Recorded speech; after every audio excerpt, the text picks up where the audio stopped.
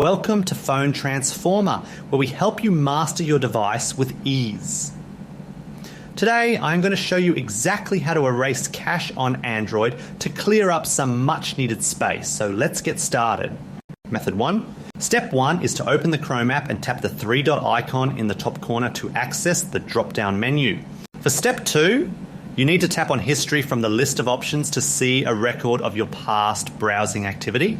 In step 3, tap on the option to delete browsing data, which is located right at the top of your history screen. Step 4 requires you to use the time range drop-down menu to decide exactly how far back you want the cache to be cleared. For step 5, carefully select the specific types of data you want to remove, like cached images and files, from the checklist. Finally, in step 6, tap the Delete Data button to finish the process and permanently remove the selected items from your browser.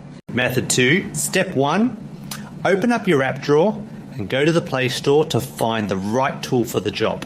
Step 2, use the search bar at the top and type in Files by Google to locate the specific application. This app is highly recommended because it is developed by Google and provides a very clean interface for managing your phone's storage.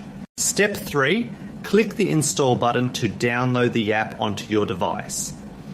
Having this app is important because it simplifies the process of finding hidden junk files that are often difficult to track down manually. Step 4. Once the installation is finished, locate the icon on your home screen and open the Files app. This is the main hub where you can view all your photos, videos, and documents organized by category. Step 5. Look for the 3 horizontal lines in the top left corner and click on that to open the side menu. This menu acts as the navigation pane for the app's advanced settings and different storage locations. Step 6. From the menu options that appear, go to Trash to see everything you have recently deleted.